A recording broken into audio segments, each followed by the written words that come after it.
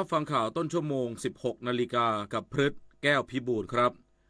กระทรวงพลังงานประกาศนโยบายมุ่งลดค่าใช้จ่ายด้านพลังงานให้ประชาชนอีกสักครู่กลับมาติดตามรายละเอียดครับพระบาทสมเด็จพระเจ้าอยู่หัวทรงน้อมนำหลักธรรมอันประเสริฐกันกรองเป็นหนังสือคู่มือชีวิตพร้อมภาพวาดฝีพระหัตถ์4 เล่มได้แก่หลักการชาวพุทธอริยสัจจภาวนาหลักปฏิบัติเพื่อความพ้นทุกข์และแนวทางปฏิบัติธรรมนาวาวังพระราชทานเป็นธรรมทานเพื่อทำนุบำรุงส่งเสริมพระพุทธศาสนาและเป็นเครื่องชี้ทางสว่างแห่งปัญญาให้แก่ประชาชนผู้ที่สนใจสามารถดาวน์โหลดอ่านได้ที่thammanava.netนี่คือแบบทดสอบทักษะการรู้เท่าทันสื่อว่าคุณมีมากแค่ไหน 1. ฟังเนื้อหาอะไรเชื่อทันทีใช่หรือไม่ 2. เห็นข้อมูลที่คิดว่าดีมีประโยชน์มือไวอยากแชร์หรืออยากกดลิงก์นั้นทันทีใช่หรือไม่ 3. เชื่อหมดใจไม่สนแหล่งที่มาของข้อมูลใช่หรือไม่หากตอบว่าไม่ทั้งหมดขอแสดงความยินดีเพราะคุณมีภูมิคุ้มกันการถูกชักจูงจากสื่อต่างๆไม่ตกเป็นเหยื่อของข้อมูลข่าวปลอมง่ายๆทักษะการรู้เท่าทันสื่อเปรียบเสมือนอาวุธสำคัญของผู้บริโภคข่าวสารรุ่นใหม่ในยุคปัจจุบันไม่มีฟันกินอะไรก็ไม่อร่อยกระแสพระราชดำรัสพระบาทสมเด็จพระบรมชนกาธิเบศรมหาภูมิพลอดุลยเดชมหาราชบรมนาถบพิตรก่อให้เกิดโครงการรากฟันเทียมพระราชทานจากน้ำพระราชฤทัยที่ทรงห่วงใยราษฎรผู้สูญเสียฟันแต่ขาดโอกาสในการรักษาให้กลับมามีสุขภาพช่องปากที่ดีมีรอยยิ้มที่สดใสกินข้าวได้อร่อยรากฟันเทียมความสุขพระราชทานเรามาเชิญชวนทำกิจกรรมเดินวิ่งการกุศล9ด้วยธรรมครั้งที่9ครับซึ่งจะจัดขึ้นในวันที่9พฤศจิกายนนี้มาร่วมกันเยอะๆเพราะว่าเป็นสิ่งที่ดีมากๆช่วยเหลือโรงพยาบาลทั้ง19โรงพยาบาลก็มาร่วมวิ่งทำบุญกันเยอะนะครับติดตามที่เพจ9ด้วยธรรมนะครับดูรายละเอียดมาสมัครมาร่วมกันได้ครับเรามีวิ่งกัน2ระยะมี5กิโลแล้วก็ 10.5 กิโลสามารถร่วมบุญกันได้ค่ะก็อยากให้ทุกคนเนี่ยมาวิ่งมาร่วมทำบุญมาสนุกกันเยอะๆนะครับ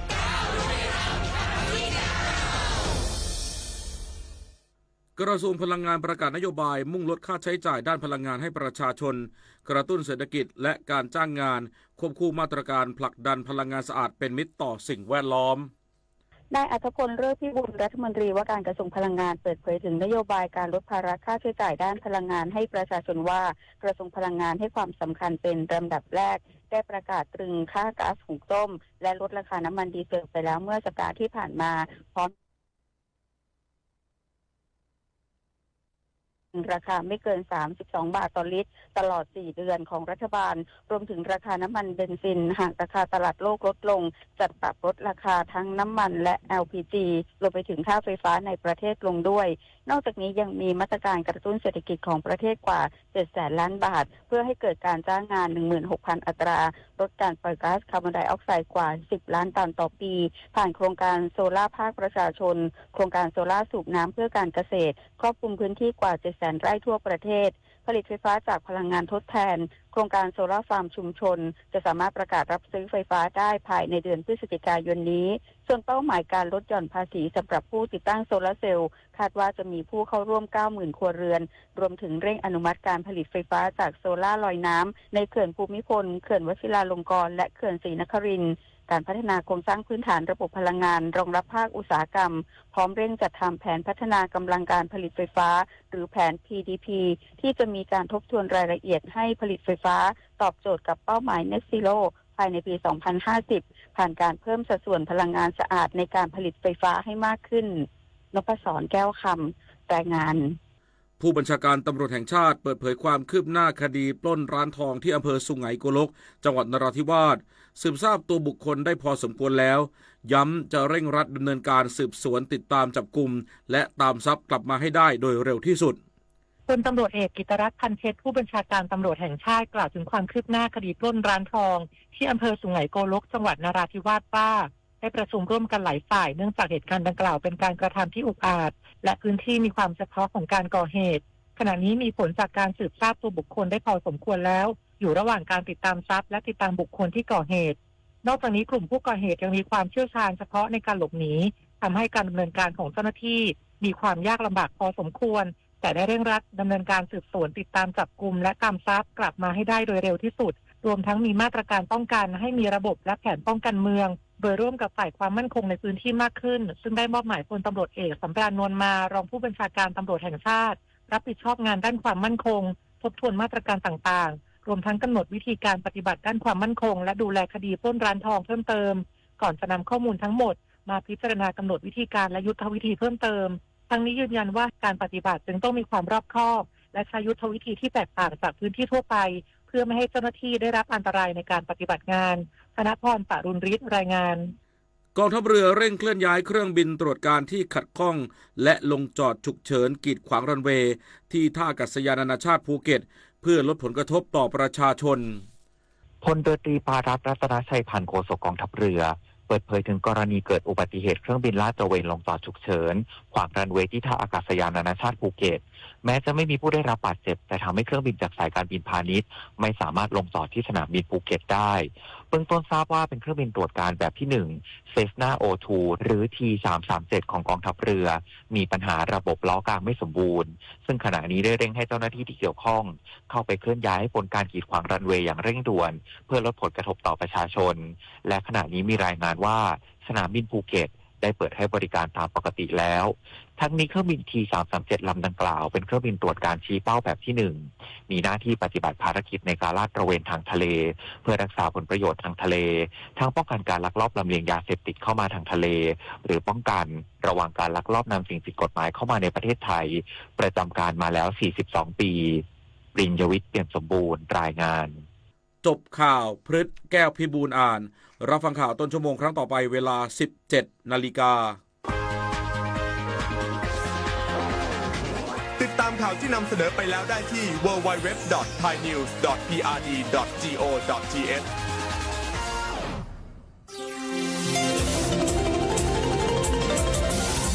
วิทยุแห่งประเทศไทยให้ความรู้คู่ความสุขพล่ะแก้วเกยสังเกตก็ในปฏิทินไทยมีวันสำคัญเกี่ยวกับสถาบันพระมหากษัตริย์อยู่เกือบทุกเดือนเลยนะแต่ก็นี่แต่กะก็อย่างเช่นเดือนมกราคมวันที่17วันป่อขุนรามคำแหงวันที่18วันสมเด็จพระนเรศวรมหาราชส่วนเดือนมีนาคมวันที่31วันพระบาทสมเด็จพระนางเกล้าเจ้าอยู่หัว2เมษายนวันคล้ายวันพระราชสมภพกรมสมเด็จพระเทพราช6เมษายนวันจักรี4พฤษภาคมวันชัดมงคล3มิถุนายนวันเฉลิมพระชนมพรรษาสมเด็จพระนางเจ้าพระบรมราชินีใจวันที่28กรกฎาคมวันเฉลิมพระชนมพรรษาพระบาทสมเด็จพระเจ้าอยู่หัววันที่12สิงหาคมกับวันแม่แห่งชาติ24กันยายนวันมหิดลนี่เดือนตุลาคมก็มีวันสำคัญก็คือ13ตุลาวันคล้ายวันสวรรคตของในหลวงรัชกาลที่9วันที่21ตุลาวันคล้ายวันพระราชสมภพสมเด็จย่าและก็23ตุลาก็เป็นวันปิยมหาราชวันที่14พฤศจิกายนวันพระบิดาแห่งฝนหลวง25พฤศจิกายนวันวชิราวุธและก็วันสำคัญในเดือนธันวาคมคือวันที่5วันป่อแห่งชาติครับสังคมไทยเฮาให้ความสำคัญกับวันเหล่านี้คนไทยฮักและก็เทิดทูนสถาบันพระมหากษัตริย์เพราะสถาบันพระมหากษัตริย์อยู่คู่กับคนไทยมาอย่างยาวนานปรารถนาดีจากสำนักงานประชาสัมพันธ์ที่3กรมประชาสัมพันธ์ค่ะคุณกำลังฟังสถานีวิทยุกระจายเสียงแห่งประเทศไทยจังหวัดลำปาง FM 97 เมกะเฮิรตซ์หลากหลายข้อมูลข่าวสารจากรัฐจัดเต็มข่าวเด่นในพื้นที่เมืองเหนือเวลาดี 4 โมงแรงในรายการอู้ข่าวเจ้าเหนือต่างสถานีวิทยุแห่งประเทศไทยภาคเหนือตอนบน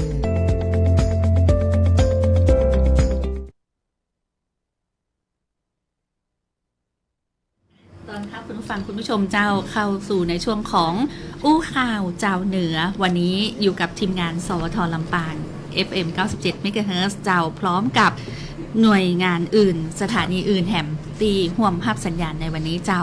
ครับทั้ง8จังหวัดภาคเหนือนะครับ10สถานีที่ฮับสัญญาณไปออกตอนนี้ทางวิทยุแล้วก็ผ่านทางเพจ Facebook ต่างๆนะครับของแต่ละสถานีตัวนะครับวันนี้ผมบรรหารสุยะนะครับเจ้าข้าเจ้าชุติการเราชัยเจ้าเขา2คนครับนาตีดำเนินรายการในช่วงของอู้ข่าวเจ้าเหนือวันนี้บอกว่าจะเป็นในช่วงของพยากรณ์อากาศ พยากรณ์อากาศและเตือนภัยรายวันเนาะแล้วก็ในช่วงของคนสวายกระจายข่าวตลอดถึงในช่วงของแต่ละสถานีที่เป็นนำเสนอเนาะในข้อมูลข่าวสารในแต่ละพื้นที่ในช่วงของข่าวสารบ้านเฮาเนาะจะมี2ช่วงด้วยกันนะเจ้าติดตามได้เนาะในช่วงแรกนี่เราไปที่ช่วงของเนาะพยากรณ์อากาศก่อนเนาะ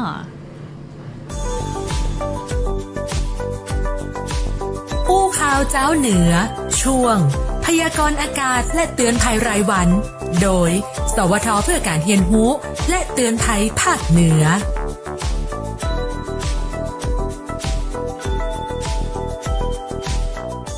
สวัสดีค่ะสวัสดีคุณผู้ฟังคุณผู้ชมนะคะสำหรับวันนี้ค่ะวันที่8ตุลาคม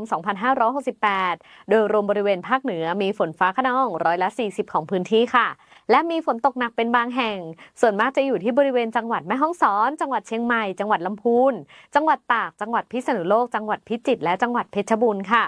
ส่วนการคาดการณ์ปริมาณฝนนะคะวันนี้วัดได้สูงสุดอยู่ที่40มิลลิเมตรจะอยู่ที่อำเภอกัลยาณิวัฒนาจังหวัดเชียงใหม่ค่ะส่วนอุณหภูมิโดยรวมในวันนี้นะคะทางภาคเหนือตอนบนอุณหภูมิต่ำสุดอยู่ที่23องศาเซลเซียสค่ะยังอยู่ที่จังหวัดเชียงรายและจังหวัดพะเยาและอุณหภูมิสูงสุดวันนี้อยู่ที่35องศาเซลเซียสอยู่ที่จังหวัดลำปางค่ะ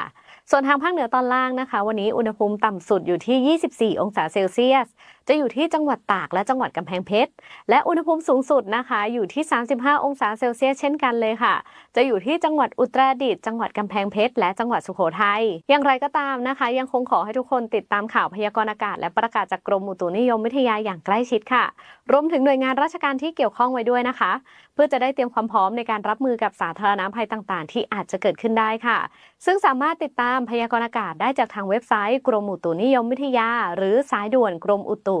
1182ได้ตลอด24ชั่วโมงค่ะสำหรับเตือนภัยรายวันนี้มีข้อมูลจากกรมควบคุมโรคกระทรวงสาธารณสุขโดยเพจ Anti Fake News Center Thailand เตือนไข้หวัดใหญ่และ RSV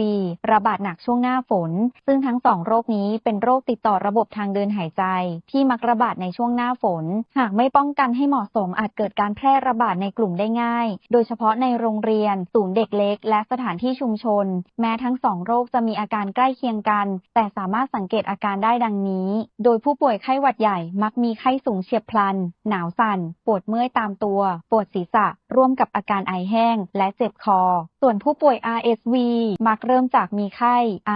น้ำมูกไหลแต่ที่น่ากังวลคืออาการทางระบบหายใจเช่นหอบเหนื่อยหายใจมีเสียงหวีดโดยเฉพาะในเด็กเล็กทำให้กินนมได้น้อยซึมลงหรือมีอาการซี่โครงบุ๋มขณะหายใจหากพบอาการรุนแรงควรรีบไปพบแพทย์ทันทีโดยสามารถปฏิบัติตามมาตรการป้องกันตนเอง4ขั้นตอนดังนี้อย่างแรกปิดโดยให้สวมหน้ากากอนามัยเมื่ออยู่ในสถานที่แออัดอย่างที่2ล้างให้หมั่นล้างมือด้วยน้ำและสบู่เป็นประจำอย่างที่3เลี่ยงโดยหลีกเลี่ยงการคลุกคลีกับผู้ป่วยและอย่างที่4หยุดโดยต้องหยุดกักตัวและรีบพบแพทย์หากมีอาการไข้ไอหายใจลำบากทั้งนี้หากต้องการข้อมูลเพิ่มเติมสามารถสอบถามได้ที่สายด่วนกรมควบคุมโรคหมายเลข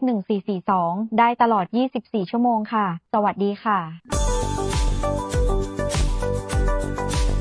อู้ข่าวเจ้าเหนือช่วงพยากรณ์อากาศและเตือนภัยรายวันโดยสวท.เพื่อการเรียนรู้และเตือนภัยภาคเหนือ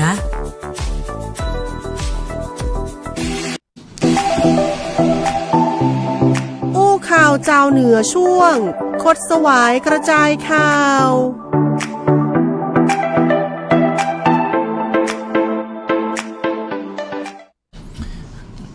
ฟังพยากรณ์อากาศกันไปแล้วนะครับกลับมาในช่วงนี้นะครับกับโคสวายกระจายข่าววันนี้กลับไปดูเรื่องของประเด็นที่สำคัญในประเทศเราตอนนี้ก็คืออย่างที่ทางด้านนายกรัฐมนตรีนะครับได้ออกมาปาฐกถาพิเศษเป็นบอกว่าประเทศไทยเรานั้นก็ยังมุ่งมั่นที่จะยกระดับในเรื่องของหลักนิติธรรมนะครับเพื่อเป็นการสร้างความเป็นธรรมให้กับสังคมนะครับทุกคนในสังคมเลยนะครับโดยต้องมีการเรียกของว่ามีกฎหมายเพื่อการแก้อย่างไผ่จะได้แล้วนะครับซึ่งวันนี้นะครับนายอนุทินชาญวีรกุลนายกรัฐมนตรีนะครับแล้วก็รัฐมนตรีว่าการกระทรวงมหาดไทยได้กล่าวปาฐกถาพิเศษในเวทีสาธารณะด้านหลักนิติธรรมครั้งที่3นะครับในหัวข้อหลักนิติธรรมวาระแห่งชาติเพื่อความสามารถในการแข่งขันของประเทศไทย นะครับที่สถาบันเพื่อการยุติธรรมแห่งประเทศไทยโดยท่านได้อู้ว่าหลักนิติธรรมนะครับเป็นเสมือนเสาเข็มที่สำคัญของสังคมแล้วก็เป็นวาระแห่งชาตินะเป็นพื้นฐานของการดำรงชีวิตการบริหารประเทศแล้วก็การเพิ่มขีดความสามารถในการแข่งขันของประเทศได้ซึ่งบ่มีประเทศใดในโลกนะครับที่จะแข่งขันได้อย่างยั่งยืนถ้าหากขาดหลักนิติธรรมที่มั่นคงซึ่งขณะนี้นะครับประเทศไทยก็กำลังเผชิญความท้าทายหลายด้านด้วยกันซึ่งก็มีรากฐานมาจากความอ่อนแอของโครงสร้างทางกฎหมายแล้วก็วัฒนธรรมที่บ่เอื้อต่อการอำนวยความเป็นธรรมทั้งสิ้นนะครับเพราะฉะนั้นนะครับหน่วยงานของรัฐแล้วก็เจ้าหน้าที่ของรัฐเองก็จะต้องยึดหลักนิติธรรมอย่างเข้มแข็งแล้วก็บังคับใช้กฎหมายอย่างถูกต้องแล้วก็เที่ยงธรรมต้องบ่ถูกครอบงำหรือว่าถูกชักจูงโดยกระบวนการยุติธรรมใดๆนะครับที่จะมาเป็นทำมาเพื่อเป็นผลประโยชน์ทางการเมืองหรือว่าการแกล้งบุคคลใดนะครับ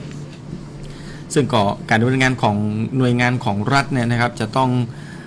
เป็นไปตามที่กฎหมายบัญญัติไว้ในอำนาจของตัวเองนะครับที่เป็นอำนาจเขาได้เท่าใดก็ทำได้ตามเท่าอันนะครับซึ่งก็บ่ตกเป็นเหยื่อเป็นเครื่องมือของผู้ดำรงตำแหน่งทางการเมืองใดๆจากการแทรกแซงหรือว่าการครอบงำใดๆตัวนะครับก็เวลามันถูกแทรกแซงหรือว่าไปเป็นเหยื่อของบรรดา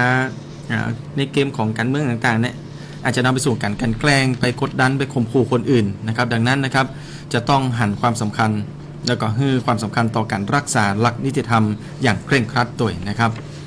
นี่ครับหรือเรื่องของกฎหมายต่างๆนั้นก็ถือว่าเป็นเรื่องที่จะต้องบังคับใช้กันอย่างถูกต้องตามอำนาจหน้าที่ของตัวเองเพราะว่าเจ้าหน้าที่ของรัฐทุกคนนะครับก็เพื่อที่จะทำตามกฎหมายหรือว่าตามอำนาจหน้าที่ที่ตัวเองมีอยู่นะครับแล้วก็ในเรื่องของเจ้าหน้าที่รัฐนะครับที่จะไปเรื่องของนโยบายต่างๆที่รัฐบาลออกมานะครับในการกำหนดว่าเจ้าหน้าที่รัฐเนี่ยหรือว่าเจ้าพนักงานของรัฐในกรณีการใช้กฎหมายนั้นจะต้องบ่ได้ไปใช้เพื่อเป็นการประโยชน์ทางการเมืองแล้วก็การละเว้นการบังคับใช้กฎหมายที่จะนำไปสู่เรื่องของการป้องกันยาเสพติดพ่องบ่อนการพนันหรือว่าพนันออนไลน์หรือว่าอาชญากรรมข้ามชาติอื่นๆภัยไซเบอร์อื่นๆที่จะมีผลต่อการหลอกลวงประชาชนนั้นนะครับก็เป็นการกระทำความผิดทางวินัยร้ายแรงโดยถ้าหากเจ้าหน้าที่รัฐท่านไหนที่ไปยุ่งเกี่ยวกับตรงนี้นะครับแล้วก็ไปใช้อำนาจหน้าที่ในทางที่ผิดนะครับจะต้องมีการดำเนินการทางอาญาอย่างเด็ดขาดรวมทั้งขจัดทุจริตแล้วก็ประพฤติมิชอบอย่างเด็ดขาดแล้วก็จริงจังนะครับเพื่อยกระดับความเชื่อมั่นของประชาชนแล้วก็นานาประเทศด้วยนะครับแล้วก็ประเทศไทยในวันนี้ก็พยายามที่จะเข้าร่วมเป็นสมาชิกนะครับซึ่งก็ต้องมีเรื่องของมาตรฐานที่สูงขึ้นนะทั้งในด้านของเศรษฐกิจธรรมาภิบาลแล้วก็นิติธรรมตัวจึงก็เป็นโอกาสที่ดีนะครับที่จะเป็นเรื่องที่จำเป็นที่จะต้องเริ่มต้นปฏิรูประบบกฎหมายแล้วก็กระบวนการยุติธรรมอย่างจริงจังซึ่งรัฐบาลเองก็มีแผนที่จะดำเนินงานในเรื่องนี้ครับพี่แอมครับโดยจะแบ่งเป็น3วาระด้วยกันโดยวาระแรกนั้นก็จะเป็นเรื่องของการวางรถแมพในการในด้านของหลักนิติธรรมเพื่อเตรียมไปสู่ OECD นะครับในช่วง4เดือนแรกนี้เริ่มจากการสนับสนุนการทำประชามติการแก้ไขรัฐธรรมนูญวาระที่2นั้นก็เป็นการปลดล็อกคอร์รัปชันแล้วก็การปฏิรูปกฎหมายที่เป็นอุปสรรคโดยรัฐบาลจะให้เกิดช่องโหว่ทางกฎหมายนะครับแล้วก็หรือว่ากลไกใดๆที่บ่โปร่งใสนะครับเพื่อให้เกิดธุรกิจสีเทานะครับส่วนวาระที่3นั้นก็เป็นการสร้างความโปร่งใสแล้วก็ความการมีส่วนร่วมของสังคมซึ่งรัฐบาลเองจะยกระดับโดยใช้เทคโนโลยีดิจิทัลนะครับเป็นข้อมูลเปิดเผยข้อมูลอย่างโปร่งใสแล้วก็เข้าถึงได้อย่างจริงจังหรือว่าได้อย่างแท้จริงนะครับพี่แอมครับก็คือว่าโปร่งใสตรวจสอบได้เนาะใช่ครับทีนี้มาฟังที่หลายคนเนาะถามมาตลอดเลยในช่วงของการจัดรายการทางสถานีนะเจ้าเรื่องของโครงการคนละครึ่งพลัสนะเจ้าว่าพิเศษกว่าคนละครึ่งที่รัฐบาลชุดก่อนหน้าเนี่ยเนาะที่มีเรื่องของโครงการคนละครึ่งจะใดแตกต่างกันจะใดพิเศษจะใดนะเจ้าคือทางผู้อำนวยการสำนักงานเศรษฐกิจการคลังเป็นก็มั่นใจเรื่องของโครงการคนละครึ่งพลัสนี่นะเจ้าจะครอบคลุมพี่น้องประชาชนแล้วทำให้เกิดเงินหมุนเวียนในระบบเศรษฐกิจกว่า 117,000 ล้านบาทแล้วก็เกิดการกระตุ้นเศรษฐกิจร้อยละ 0.3 ของ GDP นะเจ้าอันนี้คือความพิเศษหนึ่งแล้วนะแล้วเป็นนโยบายสำคัญของรัฐบาลที่ต้องการกระตุ้นเศรษฐกิจระยะสั้นคือได้ผลระยะยาวนะเจ้าเรื่องนี้เนาะหลายคนก็รอว่าแล้วจะได้พิเศษพิเศษแรกที่อ่านแล้วเนาะเจอเลยก็คือว่าปกติแล้วต้อง18ปีเนาะคนที่มีคุณสมบัติในการลงทะเบียนคนละครึ่งในช่วงที่ผ่านมาแต่พอโครงการคนละครึ่งพลัดนี่ปุ๊บขยายอายุจาก18ปีเป็น16ปีก็คือ16ปีก็ลงทะเบียนได้เนาะ3 ม .4 ก็ได้ละประมาณนี้ใช่เจ้าก็คือลดอายุลงมาเนาะจาก18ก็เหลือ16ปีก็สามารถที่จะเข้าโครงการคนละครึ่งพลัดนี้ได้แล้วแหมบป.ขยายวงเงินต่อแหมคือจากเดิม150 บาทเป็น200 บาทอันนี้ต่อวันใช่แล้วก็ยังพิเศษจากโครงการคนละครึ่งเดิมก็คือการให้วงเงินกับพี่น้องประชาชนที่อยู่ในระบบภาษีจำนวน 2,400 บาทหรือว่าพี่น้องประชาชน12ล้านคนที่บ่ได้ยื่นภาษีก็จะได้รับวงเงิน 2,000 บาทอันนี้ความแตกต่างและความพิเศษเนาะแล้วในส่วนของผู้ประกอบการนะเจ้าก็ได้เน้นผู้ประกอบการนิติบุคคลรายน้อยๆเนาะแล้วก็มีรายได้ตลอดปีภาษีบ่เกิน1,800,000 บาทนะเจ้าเพื่อให้เกิดการกระจายไปยังร้านค้าย่อยเนาะโดยช่วยเพิ่มทักษะความรู้ให้กับผู้ประกอบการร้านค้ามีเทคนิคการสร้างรายได้เพิ่มขึ้นให้หัดเนี่ยบัญชีและกระจายเทคโนโลยีต่างๆเพื่อนำเข้าสู่ระบบแพลตฟอร์มบอกว่าจะเป็นแพลตฟอร์มของการส่งอาหารโครงการนี้ก็คือสิทธิ์กับพี่น้องประชาชนจำนวน20 ล้านคนเจ้าโอ้เยอะเหมือนกันนะครับเนี่ยเจ้าแล้วกระจายงบประมาณ 44,000 ล้านบาทซึ่งก็จะทำให้เกิดเงินหมุนเวียนในภาคเศรษฐกิจเนี่ย 88,000 ล้านบาทคุณบรรหารเจ้าแล้วก็เปิ้นก็คาดว่าจะช่วยกระตุ้นเศรษฐกิจเนี่ยร้อยละ 0.22 ของ GDP แล้วก็ย้ำว่านะว่าโครงการเนี้ยช่วยกระตุ้นเศรษฐกิจให้กับผู้ที่ถือบัตรสวัสดิการแห่งรัฐที่เดิมที่ได้รับเงินจากรัฐบาล300 บาทเนี่ยก็จะได้รับเพิ่มเดือนละ850 บาทรวมเป็น1,700 บาทซึ่งรวมกับเงินในบัตรเป็น 2,000 บาทนะเจ้าหรือว่ารวมเงินที่ใช้ประมาณ 22,780 ล้านบาทดังนั้นเมื่อรวมกับเงินที่ดำเนินการโครงการคนละครึ่งพลัดเนี่ยก็จะทำให้มีเม็ดเงินหมุนเวียนอยู่ที่ 117,780 ล้านบาทและพอมีเงินเข้าสู่ระบบปุ๊บก็เชื่อว่าจะทำให้กระตุ้นเศรษฐกิจได้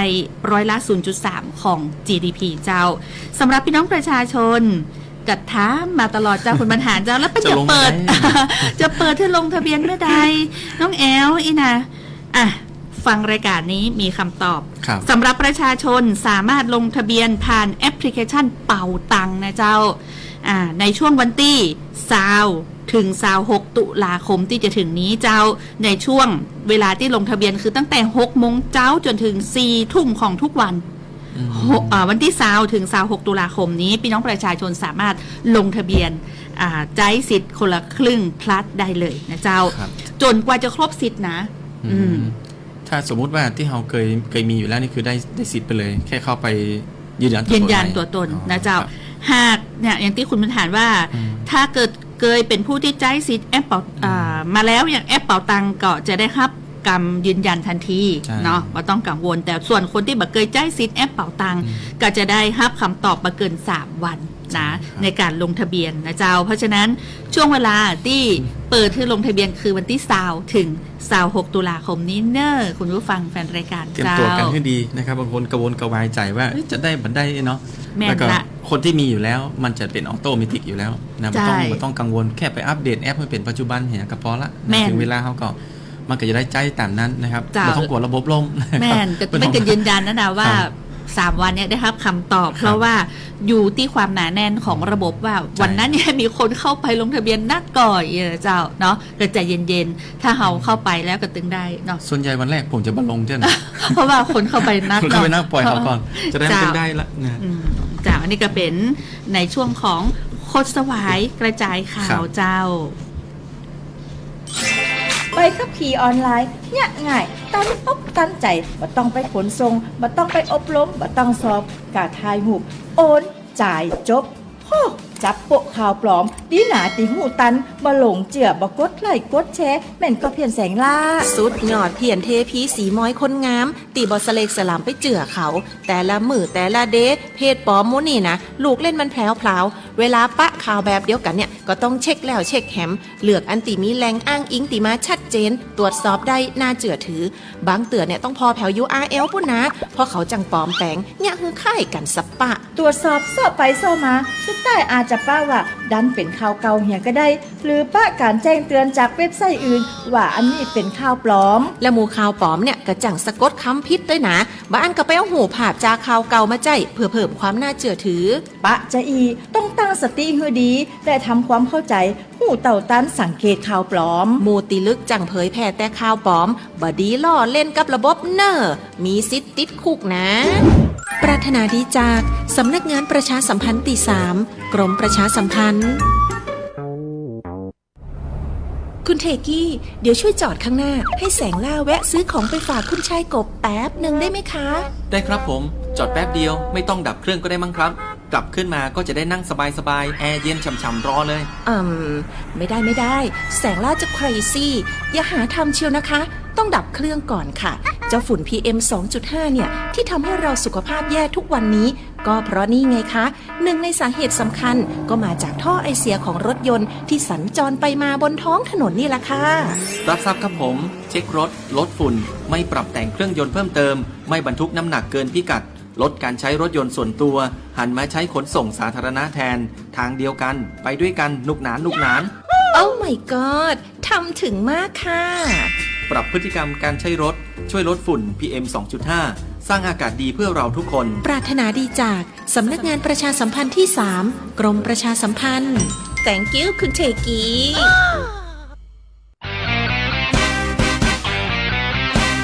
อู้ข่าวเจ้าเหนือช่วงข่าวสารบ้านเฮาเจียงใหม่ลำปูนลำปางแม่ฮ่องสอน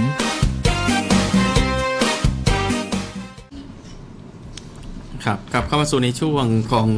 ข่าวสารบ้านเฮาเจียงใหม่ลำพูนลำปางแม่ฮ่องสอนนะครับพี่แอมครับแล้วก็คุณผู้ฟังทางบ้านตัวนะครับวันนี้เราเริ่มต้นกันที่จังหวัดลำปางกันก่อนนะครับวันนี้ที่จังหวัดลำปางนี้ในช่วงเช้านะครับเวลา 9 โมงเช้าเนี่ยท่าน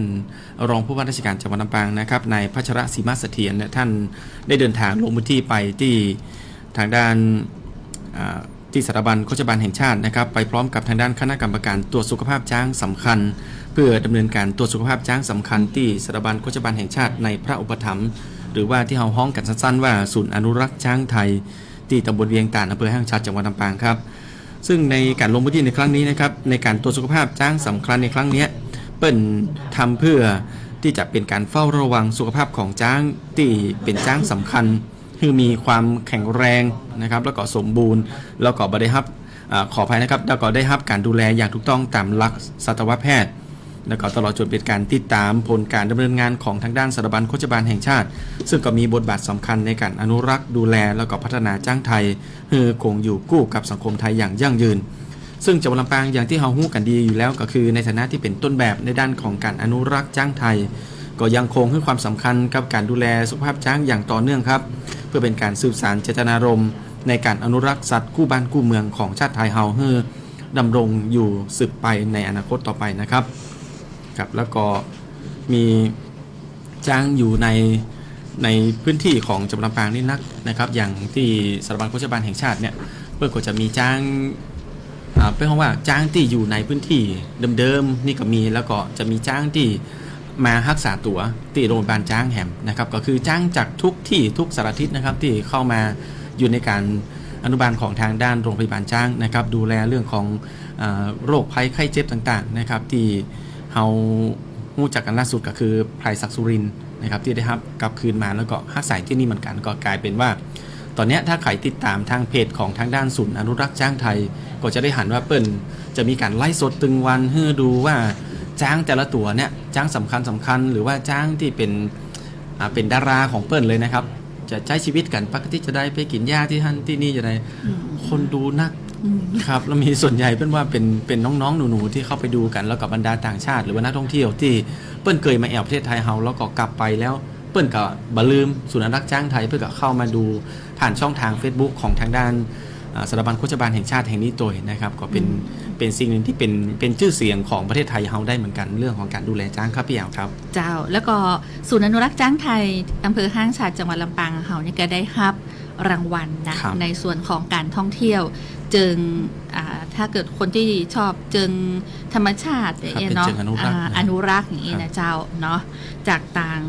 ทททที่เป็นได้มีการแนะนำแหล่งท่องเที่ยวเนาะอันนี้ก็ถือว่าเป็นความโชคดีของลำปางนะเจ้าที่เขามีศูนย์ช้างอยู่ที่ลำปางทำให้ได้รับรู้ถึงชีวิตความเป็นอยู่ของน้องช้างที่อยู่ที่สถาบันเนาะจะได้รู้ว่าสุขภาพช้างเป็นจะได้เนาะมีช้างป่าเป็นจะได้มีช้างที่อยู่ในความดูแลเป็นจะได้นะเจ้าเขาก็ได้เห็นรู้แล้วก็ถือว่าได้ตอนรับนักท่องเที่ยวเนาะณจุดนี้แล้วก็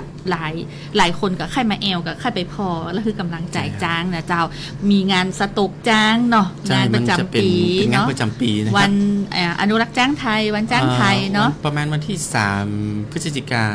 ถ้าจำไม่ผิดนะผมเคยไปสต๊กจ้างล่ะใช่ครับเป็นงานวันจ้างแล้วก็เพิ่นจะเอาอาหารต่างๆมาเลี้ยงจ้างวันนั้นนะครับเจ้าอ่ะจากลำปางแล้วเราไปเจียงใหม่ต่อเจ้าเจียงใหม่เจ้าโอ้วันนี้อย่างน้องหานเจ้าอย่างที่บอกก็คือตะวาเนี่ยวันออกพรรษา7เนาะพอวันนี้หลังออกพรรษาปุ๊บ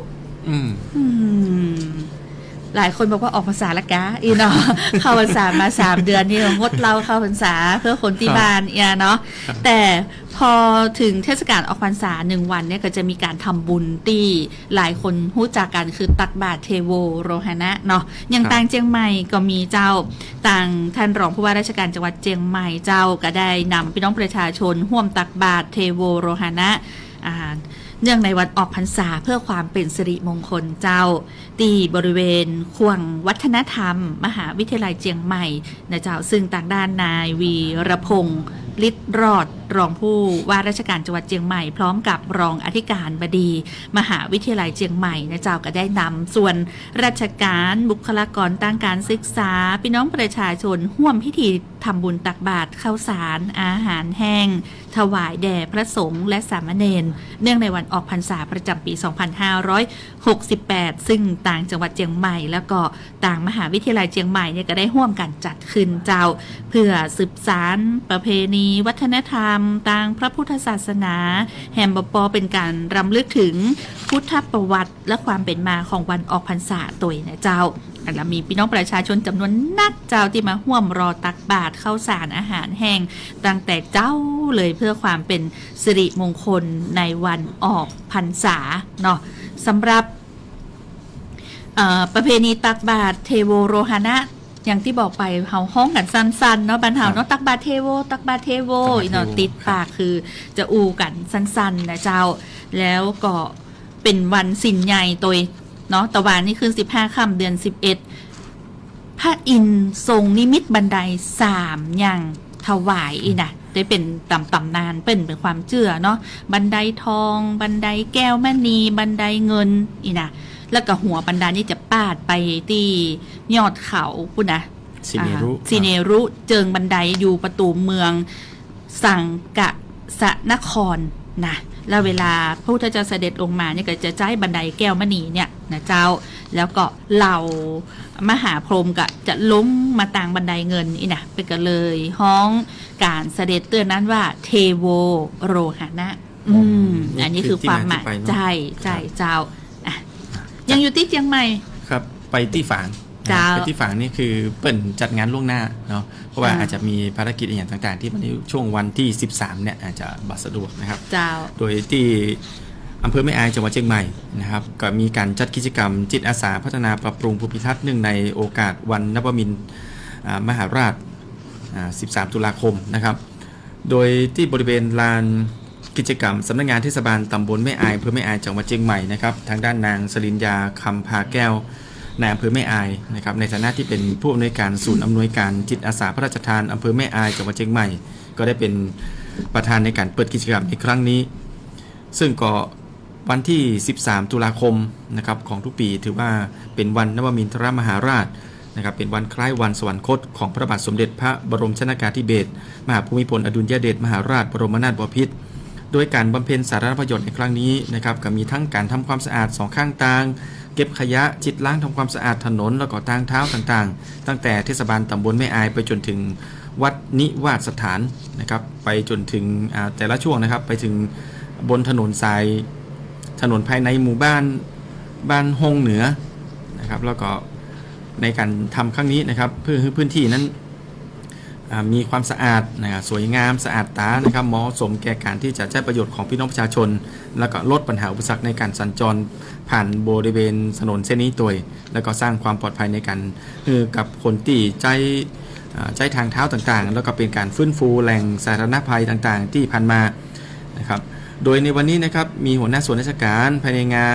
หน่วยงานภาครัฐนะครับเอกชนจิตอาสาพระราชทานรวมไปถึงพี่น้องประชาชนในเขตเทศบาลตำบลแม่อายนะครับเข้าร่วมกิจกรรมดังกล่าวอย่างพร้อมเพรียงกันนะครับเป็นกิจกรรมที่ผมว่ามันเป็นการแสดงออกถึงความฮักความสามัคคีของคนในพื้นที่ตัวนะครับจ้าครับก็ยังอยู่ตรงโซนนั้นอยู่เนาะแล้ววันนี้ทีมงานของเฮาก็ไปที่นี่ตัวไปต่อที่แม่ฮ่องสอนเจ้าบอกว่าตอนนี้คณะถึงที่จังหวัดแม่ฮ่องสอนแล้วยังเนาะอยู่ในช่วงของการเดินทางส่งเนาะท่านผู้อำนวยการเดือนอินตะนะเจ้าผู้อำนวยการสวทลำปางของเฮาไปดำรงตำแหน่งประชาสัมพันธ์จังหวัดแม่ฮ่องสอนในช่วงของการเดินทางก็ส่งคลิปมาให้พอเนาะว่าฝนตกเป็นระยะเนาะคนจุ่มคนเย็นเนาะเดินทางเนาะเป็นไปถึงเป็นไปห้องโดยสวัสดิภาพ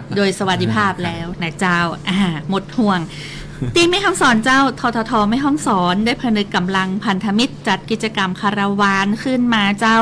เปิดประสบการณ์ท่องเที่ยวเส้นทางใหม่นะก็คือเจียงใหม่แม่ฮ่องสอนเนาะไม่ใช่เส้นทางใหม่ก็คือเปิดประสบการณ์ท่องเที่ยวเส้นทางเจียงใหม่แม่ฮ่องสอนไผ่ใครทดสอบสมรรถนะอย่างนะเป็นการจัดงานคาราวาน To North of Thailand 2025 Beyond the Map นะเจ้าก็คือ BF Goodrich เนาะพร้อมส่งเสริมการท่องเที่ยวเจิงผจญภัยตุยนะที่วัดจองคำอำเภอเมืองจังหวัดแม่ฮ่องสอนเจ้าการท่องเที่ยวแห่งประเทศไทยทททสำนักงานแม่ฮ่องสอนร่วมกับ BF Goodrich นะเจ้าสมาคมธุรกิจท่องเที่ยวแม่ฮ่องสอนและหอการค้าจังหวัดแม่ฮ่องสอนจัดกิจกรรมคาราวาน To North of Thailand 2025 Beyond the Map เนี่ยนะเจ้าเพื่อนำคณะนักท่องเที่ยวกลุ่มเจ้าของกิจการผู้ผลิตผู้แทนจำหน่ายยางรถยนต์มิชลินนะเจ้าและ BF Goodrich นะเจ้ารวมถึงสื่อมวลชนอินฟลูเอนเซอร์ด้านยานยนต์และการท่องเที่ยวจากไทยและต่างประเทศบอกว่าจะเป็นต่างออสเตรเลียกาอินโดนีเซียกาดีเกาหลีมาเลเซียเดินทางท่องเที่ยวทดสอบสมรรถนะยางรถยนต์ในเส้นทางเจียงใหม่ดอยอินทนนท์แม่ฮ่องสอนปายเจียงใหม่กิจกรรมนี้ไปได้จัดเตื้อเดียวเกาเตื้อคุณบรรหารเจ้าซึ่งจัดตั้งแต่21 กันยายนถึง23 ตุลาคม 2568ใช่อันนี้คือระยะเวลาในการจัดนะเจ้าแล้วก็มีรถยนต์ที่เข้าร่วมทดสอบสมรรถนะอย่าง7 ถึง 12 กันรวมผู้ที่เข้าร่วมในแต่ละเตื้อเนี่ยประมาณ25 คนในการเดินทางคาราวานท่านี้นะเจ้าก็ได้มีการปล่อยตั๋วคาราวานซึ่งก็ได้รับเกียรติจากนางสาวชุติพรเสสังผู้ว่าราชการจังหวัดแม่ฮ่องสอนเป็นประธานพร้อมคณะแม่ฮ่องสอนท่องเที่ยวพลัดนะเจ้ารวมคือการต้อนรับโดยเนาะไม่ว่าจะเป็นนางสาวมาริกาจีนาคำนายกเทศมนตรีเมืองแม่ฮ่องสอนนะเจ้านางสาววริชยาชอุ่มท่องเที่ยวและกีฬาจังหวัดแม่ฮ่องสอนนะเจ้าต่างท่านรองผู้อำนวยการทททสำนักงานแม่ฮ่องสอนนางสาวชุติวรรณตักภูมิเนาะแล้วก็มีส่วนราชการต่างๆเนาะได้ร่วมกันปล่อยตัวคาราวานนะเจ้าอันนี้ก็เป็นกิจกรรมดีๆเนาะใครอยากทดสอบเส้นทางการท่องเที่ยวก็มาร่วมกิจกรรมคาราวานนี้ได้เลยใช่เจ้าเดี๋ยวก่อนที่จะไปแม่เสลียงนะครับพิกมันที่ลำพูนสักกรรมหนึ่งนะครับที่ลำพูนก็คือเรื่องของออกพรรษาเหมือนกันนะครับพอดีที่จังหวัดลำพูนเนี่ยในช่วงของเทศกาลออกพรรษาหรือว่าในช่วงเวลาเนี้ยนะครับก็จะมีเรื่องของพิธีต่างๆเยอะแยะมากมายนะครับทั้ง งานประเพณีของเปิ้ลในช่วงนี้ตัวนะครับอย่างวัดพระธาตุธาริพุนชัยเนี่ยจะมีงานตลอดนะครับว่าจะเป็นแคว้นโค้มก้านะครับให้นักท่องเที่ยวไปนะครับแล้วก็วันนี้เองนะครับที่นี่ก็ตักบาตรเทโวโรหณะเหมือนกันครับพี่แอลครับที่วัดพระธาตุธาริพุนชัยวรมหาวิหารก็ได้มีการจัดพิธีทำบุญตักบาตรเทโวโรหณะนะครับหนึ่งในเทศกาลออกพรรษาประจำปี 2568 นะครับเพื่อพุทธศาสนิกชนนะครับได้ร่วมทำบุญตักบาตรเพื่อความเป็นสิริมงคลแก่ตัวเก่าแล้วก็ได้รับเมตตาธรรมจากทางด้านพระเทพรัตน์ขออภัยนะครับพระเทพรัตนายกเจ้าคณะจังหวัดลำพูนเจ้าอาวาสวัดพระธาตุธาริพุนชัยวรมหาวิหารพร้อมกับทางด้านพระภิกษุสงฆ์แล้วก็สามเณรต่างๆรวม99รูปด้วยกันนะครับร่วมรับบิณฑบาตนะครับโดยจุดเริ่มต้นของการรับบิณฑบาตในครั้งนี้นะครับเริ่มที่บริเวณสิงห์กู้นะครับหน้าพระวิหารวัดพระธาตุธาริพุนชัยซึ่งในโอกาสนี้เองนะครับก็มีทางด้านนายวิวัฒน์อินไทยวงศ์ผู้ว่าราชการจังหวัดลำพูนได้นำพุทธศาสนิกชนชาวจังหวัดลำพูนนะครับร่วมกันทำบุญตักบาตรเทโวโรหณะกันอย่างเนืองแน่นเลยนะครับสำหรับประเพณีนี้นะครับก็ถือว่าเป็นประเพณีตักบาตรเทโวโรหณะที่เป็นประเพณีที่ชาวพุทธเราทุกคนนะครับปฏิบัติสืบต่อกันมาอย่างยาวนานแล้วนะครับก็หลังวันออกพรรษาอย่างที่พี่แอลว่าตะกี้นะวันหนึ่งนะครับแล้วก็จะมีการตักบาตรนี้เกิดขึ้นมานะครับครับผมแล้วก็อย่างบ้านเฮาวันนี้ที่ตั้งแต่เจ้านะครับก็มีประเพณีหนึ่งที่เกิดขึ้นมาเหมือนกันก็คือเรื่องของหลังวันออกพรรษา1 วันก็คือที่เทศบาลนครเทศบาลเมืองเขลางนครชื่อนครนะเมืองเขลางนครเนี่ยเพื่อจะเป็นประเพณีในการเป็นห้องไหว้จะได้เป็นล่องสะเปาเอาเป็นการล่องสะเปาหลังวันออกพรรษา1 วันนะครับอันนี้ต้องบอกกันตัวว่ามีที่นี่ที่เดียวเป็นพยายามจะสืบสานกันต่อเพราะว่าเป็นประเพณีที่สืบทอดกันมาอย่างช้านานว่าหลังออกพรรษาวันนึงเนี้ยเพื่อนจะล่องสะเปาเลยนะครับมีที่เดียวนะครับถ้าใครจะล่องสะเปาวันนี้จะมีเวลาปอเนี่ยที่เดินทางมาบ้านเฮาจะมีกิจกรรมไม่แรงนะครับช่วง6 โมงเป็นต้นไปเพราะเป็นเปิดกันตั้งแต่เช้าแล้วตั้งแต่9 โมงเช้านะครับที่บริเวณลานหน้าวัดชมพูหลวงกับชุมชนบ้านชมพูนะครับมันก็อยู่ติดกับข้างน้ำแม่น้ำวังนั่นแหละนะครับทางโซนใต้ก็เป็นประเพณีที่ผมว่าชุมชนเป็นจัดกันขึ้นมาเป็นประเพณีที่สืบสานกันต่อไปนะครับจะมีที่แม่เสลียงครับกับไปที่แม่เสลียงสักกรรมหนึ่งก็เจ้าแม่เสลียงนี่จะเหมือนไข่เหมือนกันเนาะก็คือถ้าไผ่ติดตามเนาะในประเพณีฮิตฮอยเนี่ยก็จะมีประเพณีออกว่าใช่ครับหลังเทศกาลออกพรรษานะเจ้าที่อำเภอแม่เสลียงเนาะปีนี้ก็จัดเหมือนกันที่บริเวณลานหน้าสถานีตำรวจภูธรอำเภอแม่เสลียงจังหวัดแม่ฮ่องสอนเจ้าซึ่งต่างนางสาวชุติพรเสสังผู้ว่าราชการจังหวัดแม่ฮ่องสอนก็ได้มอบหมายให้ต่างนายอุดมศักดิ์ขาวหนูนารองผู้ว่าราชการจังหวัดแม่ฮ่องสอนเป็นประธานในพิธีเปิดงานประเพณีออกว่านะเจ้าซึ่งจะเหมือนไผ่มีที่เดียวก็คือที่แม่เสลียงจังหวัดแม่ฮ่องสอนเจ้าซึ่งออกว่านี่ก็คือการออกจากฤดูฝนหลายคนประเพณีออกว่าความหมายของออกว่าคืออะไรอย่างนี่เนาะออกว่าคือออกจากฤดูฝนนะเจ้าซึ่งประเพณีออกว่าเนี่ยเจ้าอำเภอแม่เสลียงเนาะที่อยู่ต่างถิ่นก็จะเดินต่างปิกภูมิลำเนาของตัวเก่านะเจ้าเพื่อที่จะร่วมทำบุญร่วมงานประเพณีออกว่ากับครอบครัวจะมีการตักบาตรพระสงฆ์ที่หน้าบ้านของตัวเก่าในช่วงเวลาตี 4นะตลอดทั้ง3 วันซึ่งจะตักบาตรอาหารสดในวันแรกแล้วแหม2 วันที่เหลือก็จะเป็นตักบาตรข้าวสารอาหารแห้งเนื่องจากว่าพี่น้องชาวอำเภอแม่เสลียงนะมีความเชื่อว่าการตักบาตรเป็นที่หน้าบ้านของตัวเก่านี่จะเป็นสิริมงคลต่อบ้านต่อคนในครอบครัวซึ่งจะแตกต่างจากประเพณีออกพรรษาในท้องถิ่นอื่นๆนะเจ้าแล้วก็จะมีการประดับโคมคือโคมเนี่ยเนาะหลากหลายรูปแบบนะแล้วก็มีซุ้มราชวัตรนะเจ้าตลอดถึงมีขบวนแห่เตียนเหงหรือว่าเตียนพันเล่มเนาะแล้วก็ประกอบด้วยขบวนแห่ต้นโคมเครื่องไทยทานการแสดงศิลปะรำฟ้อนห่วมฉลองการปิกมาจากสวรรค์ขององค์สัมมาสัมพุทธเจ้าเนาะของพระพุทธเจ้าซึ่งงานประเพณีออกบ่าเนี่ยก็จะมีที่แม่เสลียงก็ถือว่าเป็นอัตลักษณ์เนาะเป็นเอกลักษณ์ ต่างวัฒนธรรมที่มีแห่งเดียวในโลกเหมือนกับล่องสะเปาเจ้าละก่อนเหมือนกันเนาะมีที่ลำปางที่เดียวนะเจ้าครับช่วงนี้พักกันสักกรรมเจ้าแหมเห็นฉันเกษียณแล้วก็เถอะอยู่บ้านเปล่าๆก็ใช่ว่าจะตกข่าวนะจ๊ะ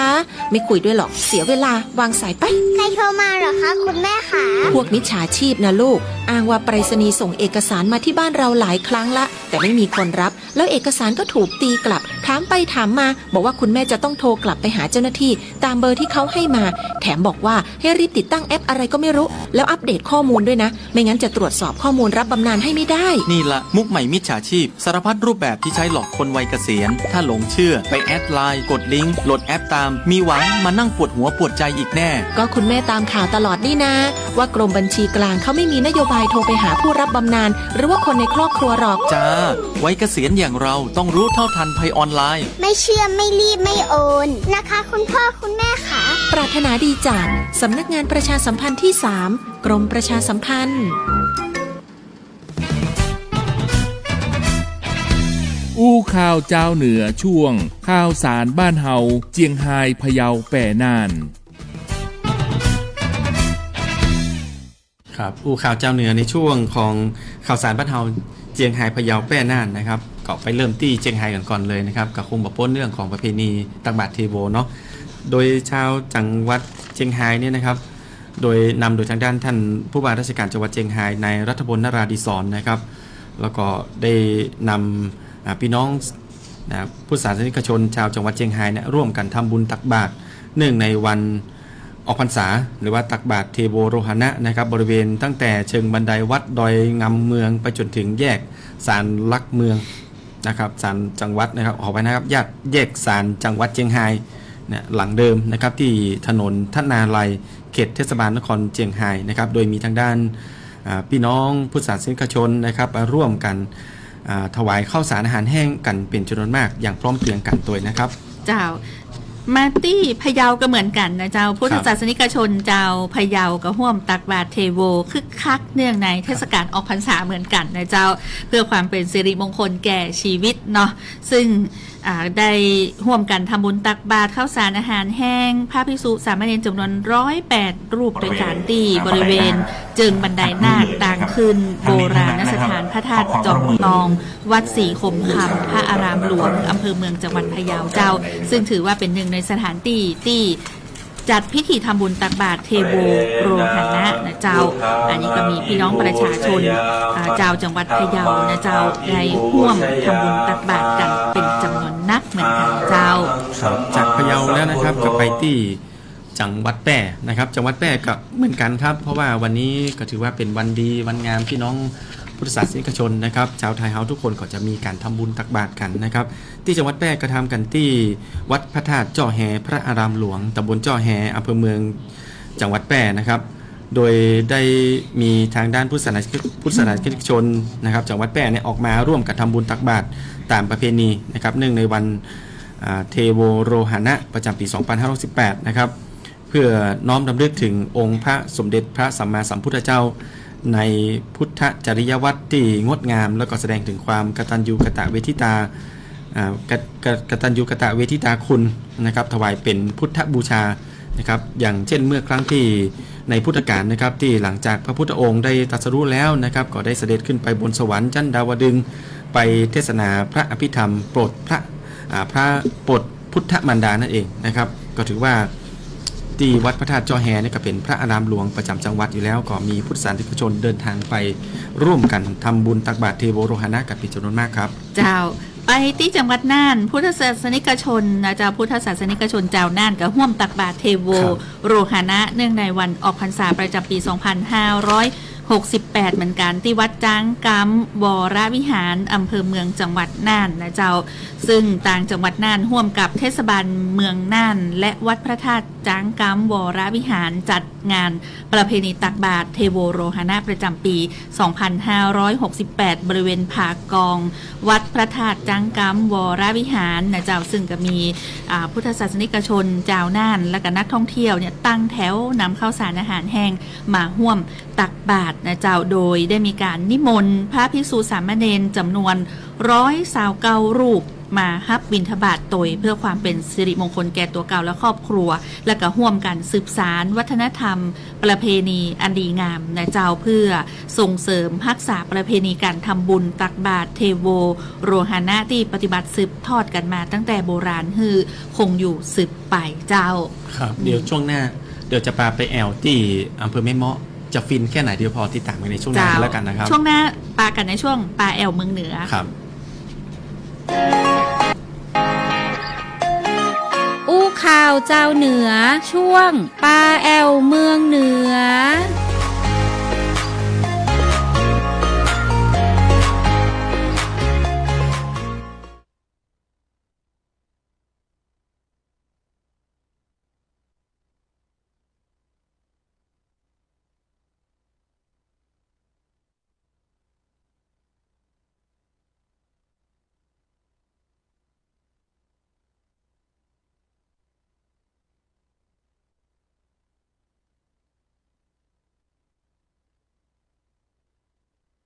นะน่าจะเป็นการเรื่องของการไปร่วมสนุกกันนะครับก็คือถ้าเรามีกิจกรรมไปร่วมกับเพื่อนเนี่ยบอกว่าจะเป็นการไปซอกกินในพื้นที่เต็มอำเภอแม่เมาะเนี่ยบนเส้นทางเส้นลำปางผาลาดนะครับบนถนนเส้นลัดมุ่งสู่อำเภอแม่เมาะเนี่ยก็จะมีแหล่งกินอาหารต่างๆนะครับตามข้างต่างๆเนี่ยก็จะมีแหล่งอยู่ในพาสปอร์ตท่านเลยว่าเรียงตามร้านต่างๆซึ่งกิจกรรมแม่เมาะพาสปอร์ต 2025 เนี่ยนะครับเป็นกิจกรรมเรียกน้ำย่อยสุดว้าวส่วนหนึ่งที่จะอยู่ในงานของเทศกาลท่องเที่ยวแม่เมาะนะครับถ้าอู้ถึงเทศกาลท่องเที่ยวแม่เมาะนี่นักท่องเที่ยวกึดออกละนะเจ้าและนี่คือแคมเปญหนึ่งเนาะในการ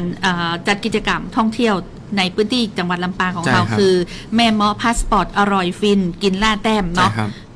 ร่วมสนุกได้15 กันยาถึง9 พฤศจิกายนเพราะมันจะมีร้านอยู่ประมาณ30ร้านนี่นะเป็นว่าโอ้มันก็เยอะแยะนะแล้วก็เวลาเราไปร่วมสนุกกันครับปุ๊บเนี่ยเป็นว่าถ้าเอาสะสมครบ25ร้านก็จะได้บัตรเติมน้ำมัน 1,000 บาทมี50รางวัลโอ้นักนะครับสะสมครบ20ร้านใครกินไว้20ร้านนี่นะก็ไม่ใช่20ล้านบาทนะ20ร้านนะ20ร้านกานะเจ้าก็จะได้กระเป๋าเดินทางล้อลาก20นิ้วขนาด20นิ้วนะครับแถม100รางวัลนะครับพี่แอมหมดตัวอันสะสมครบ10ร้านได้หมอนดอกบัวตองเพราะว่าบ้านเฮาก็มีดอกบัวตองเหมือนกันก็คือตีแม่เมาะนี่แหละนะเจ้า250รางวัลก็ขอให้กู้คนที่มาแอลในช่วงของเทศกาลท่องเที่ยวแม่เมาะตัวเนาะคือติดตามติดเตือนตวนป้ายยาเลยนะเข้าไปดูใน Facebook ของเทศกาลท่องเที่ยวแม่เมาะได้เลยนะเจ้าเนาะอันนี้ฝากไว้ตัวจะได้ใส่อย่างก็โน้ตไว้ว่าเรามีนัดกันที่แม่เมาะนะ15 กันยาถึง9 พฤศจิกายนกับเนี่ยตามล่าความอร่อยแม่เมาะพาสปอร์ตอร่อยฟินกินล่าแต้มนี่เนาะครับร้านก๋วยเตี๋ยวลำมีเยอะเจ้าครับแล้วก็สถานที่ท่องเที่ยวที่เราไปกันส่วนใหญ่แล้วก็จะเป็นเรื่องของทุ่งดอกบัวทองทั้งบนแล้วก็จะมีจุดชมวิวที่เราจะไปหันอยู่ว่าจะเป็นที่เราถ่ายรูปกันอยู่บ่อยๆถ่ายรูปได้กินฟินแชะได้หมดเลยจะฟินแค่ไหนเนาะต้องมาแอลกันด้วยบัตเต้ามาแอลด้วยตัวเก่าฟังเฮาอู้นี่อย่างบัตเต้ามาแอลด้วยตัวเก่านะจานนี้ฝากไว้ตัวในจังหวัดลำปางก็ยังที่หันก็คือช่วงเช้าๆก็จะมีหมอกมีอย่างนักขึ้นละนะครับกลิ่นอายของการที่จะเข้าสู่ของฤดูกาลท่องเที่ยวในหน้าหนาวเนี่ยกำมาแล้วเนอะเจ้าก่อนที่จะลาจากกันทักทายสมาชิกแฟนเพจคุณผู้ฟังที่กำลังติดตามเฮาโดยคุณบรรหารเจ้าจากเพจของสวทลำปางกรมประชาสัมพันธ์ใจชีวิตให้มีความสุขทุกวันส่งหุ้มหัวใจมาขอบคุณเจ้าคุณต้นน้ำปรมีนิรโสจากตะกัวป่านะคุณสง่าลุ่มน้ำวางอันนี้ก็ส่งหุ้มหัวใจมาอเม้งเมืองรถม้าสวัสดีครับคุณสกุลรักเคือนปัญญากระส่งสติกเกอร์หุ้มหัวใจมาคุณอนุพงษ์ตาจีนนะก็เข้ามาชมโดยแล้วก็คุณมาริแก้วสวัสดีเจ้าติดตามอยู่เจ้าเกษตรจังหวัดลำปางสวัสดีเจ้านะดีเจแน็กกี้บอกฟังจากกรุงเทพปุ่นเนอะเป็นวันนี้เป็นมีภารกิจนะเจ้าใจฟังจากกทมชัดเจนขอบคุณจากนักมีแฮมหลายท่านนะเจ้าที่เฮามาหันข้อความเลื่อนไปแล้วถ้าไปได้พูดถึงก็ต้องขอบคุณเจ้านักนะครับที่แวะเวียนกันเข้ามาดูเจ้าและนี่ก็คือทั้งหมดทั้งมวลเนาะในช่วงของอูข่าวเจ้าเหนือกับสวทลำปางวันนี้ต้องขอบคุณสถานี ที่บ่ได้เป็นเจ้าภาพในวันนี้ฮับสัญญาณนะเจ้าฮับสัญญาณในทั้ง10 สถานีเนาะทั้ง10 สถานี8 จังหวัดภาคเหนือตอนบนนะเจ้าที่ฮับสัญญาณในช่วงของอู้ข่าวเจ้าเหนือในวันนี้ส่วนวันพุธพบกับทีมงานของต่างสวทลำพูนนะเจ้าวันนี้เฮา2 คนข้าเจ้าชุติการเราชัยผมบรรหารสุยันนะครับเฮา2 คนลากันไปก่อนเนาะสวัสดีเจ้า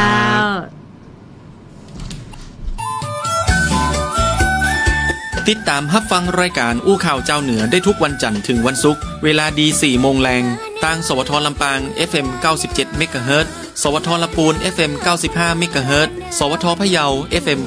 95.25 เมกะเฮิรตซ์สวทแป้ FM 91 เมกะเฮิรตซ์สวทน่าน FM 94.75 เมกะเฮิรตซ์สวทเชียงใหม่ FM 98 เมกะเฮิรตซ์และ AM 639 กิโลเฮิรตซ์สวทฝาง FM 89.25 เมกะเฮิรตซ์สวทเจียงไฮ้ FM 95.75 เมกะเฮิรตซ์สวทแม่ฮ่องสอน FM 104 เมกะเฮิรตซ์สวทแม่เสรียง FM 90.5 เมกะเฮิรตซ์และสวทเพื่อการเรียนรู้และเตือนภัยภาคเหนือ AM 549 กิโลเฮิรตซ์และเพจ Facebook ของแต่ละสถานีเนอครับไปกันที่เมืองลำปางไปกันที่เมืองลำปางเครื่องปั้นลือน้ำถ้วยชามกาไก่นั่งรถมาไปแอวบ้านชมเมืองฝึกจางลือเรื่องบ้านเมืองศรัทธาพากันไหว้สาพระธาตุลำปางหลวงกำจุนหนุนดวงรุ่งเรืองหน้าที่ของฝากมากมีแวะตีต้มเกวียนเจอท่านแวะเวียนถนนคนเดินกองตา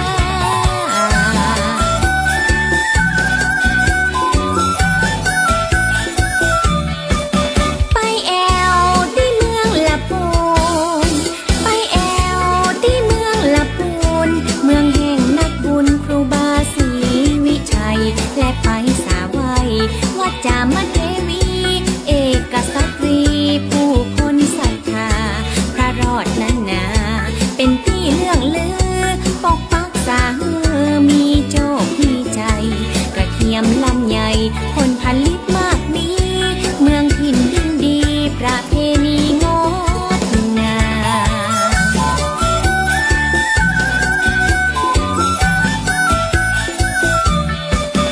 กล่าวมา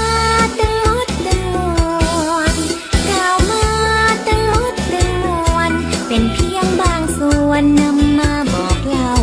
ท้องถิ่นบ้านเฮาสัปปะมากมีอู้ถึงของดีมากมีนักแลเจิญจวนพ่อแม่พี่น้องเอาอาเพื่อท่านได้มาปากัน